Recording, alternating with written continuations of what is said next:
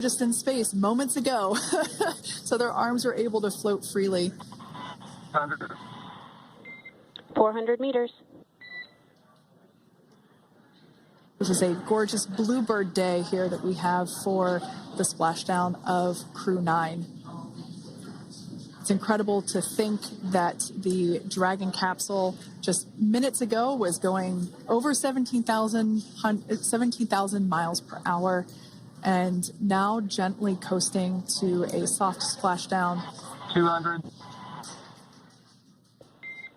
Copy, 200 meters. Brace for splashdown.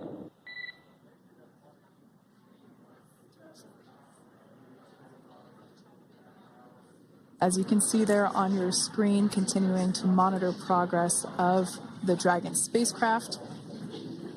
And we're going to stand by for splashdown, located in the Gulf of America, off the coast of Tallahassee, Florida.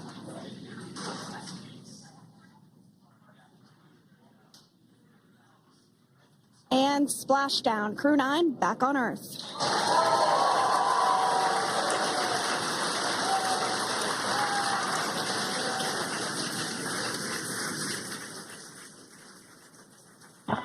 And SpaceX Freedom, splashdown.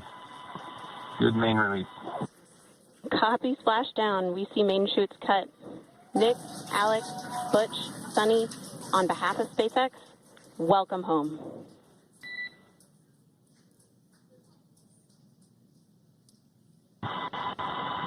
It is an amazing, what a ride.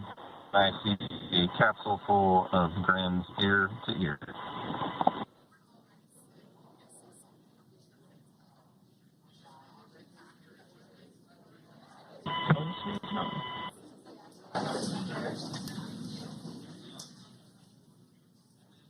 And as you can see on your screen, we have visual confirmation of splashdown. Dragon Freedom has returned home, and NASA astronauts. System safety verifications are in progress. We'll report back when recovery personnel are en route.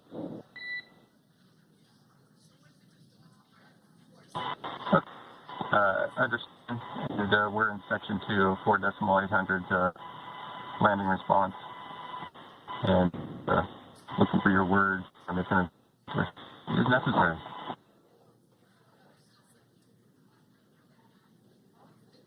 In the distance, we can see the recovery vessel making its way. Copy, you're in section 2 for the environmental assessment in 4.800. That is not necessary today. Understand. Raising buzz.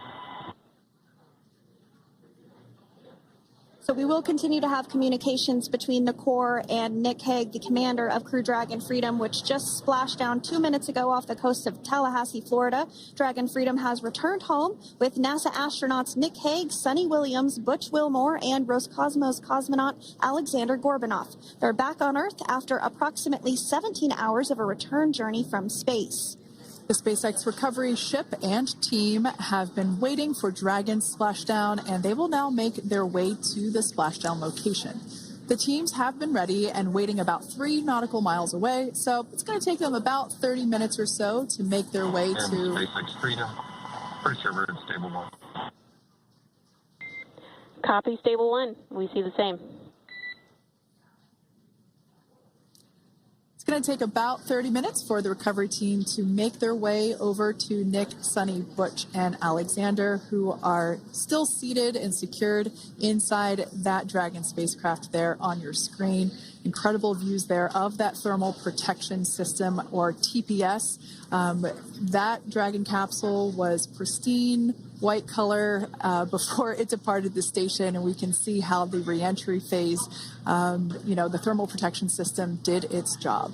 Now, if you're wondering what that hole, that bucket area is, that is underneath the side hatch. That is where the main parachutes were stored. So when we saw the Dragon capsule docked at station, it looked very different. The panel that protects and covers the main parachutes, that was still intact, as well as the panels that enclose where the drogue parachutes are located.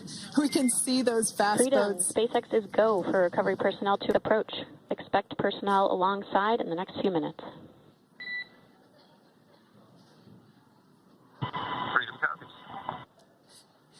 we can see those fast boats. We weren't kidding when we said they were fast. While it does take about 30 minutes for the main recovery vessel to make its way over to the capsule, these fast boats will be doing a couple of things simultaneously. A couple of them are going to be working to retrieve the parachutes that you see in the background there of this drone shot. Those parachutes will be retrieved from the ocean surface. We want to make sure we are able to pull those out. The recovery vessel there closest to the spacecraft is going to be performing some safety checks. We can see there they're using an instrument that is basically working to detect if there are any hypergolic vapors or fumes that are still residing in and or around the Draco thruster nozzles or outlets. The hypergolic fuel, which is necessary for on-orbit burns to maneuver the spacecraft. Unfortunately, those hypergolics are unable to be breathed. They are toxic, and so this team here is doing those initial safety checks to make sure that it is safe for the rest of the recovery team to approach the spacecraft. They're also checking to make sure that any residuals from the pyros are safe and are not going to cause any issues. We can see the team working their way around the spacecraft to do these basically these sniff tests on all of those Draco thrusters. And as we continue to await the recovery of our Dragon spacecraft with NASA astronauts Nick Hague, Sunita Williams, Buch Wilmore, and Roscosmos cosmonaut Alexander Gorbanov inside, Dragon has autonomously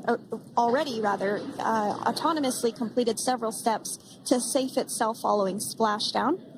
We are continuing to see Dragon in what is known as stable 1 configuration. That's kind of the ideal configuration following splashdown. It's upright, and the Dragon capsule's in the right configuration for it to be hoisted into the recovery vessel Megan, which you do see a little ways off in your screen approaching. Dragon will continue to remain live on air with you through that recovery process, all the way through the point where the crew is extracted from the Dragon spacecraft.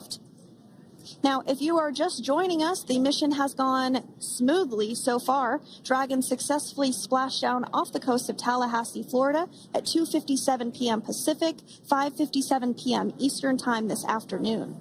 Approximately 17 hours prior to splashdown, Dragon autonomously undocked from the International Space Station, completed a series of departure burns, jettisoned its trunk section, and performed its final burn, the deorbit burn.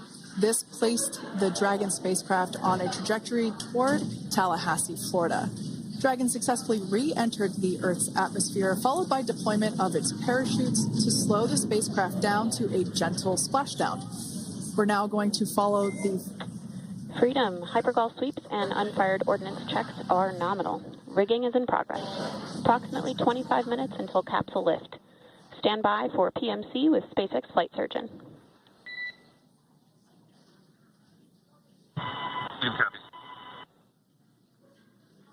And so what we did just hear there was communications that those hypergol checks were complete. They didn't find any of that upon those checks, so we'll continue to move through the timeline. Next up is a process called rigging, which you see happening right now on your screen. This is when a SpaceX recovery personnel actually works to climb aboard the capsule and work through procedures ahead of lifting onto the nest of the recovery vessel Megan. We heard it's going to be about 25 minutes or so until that lift actually takes place.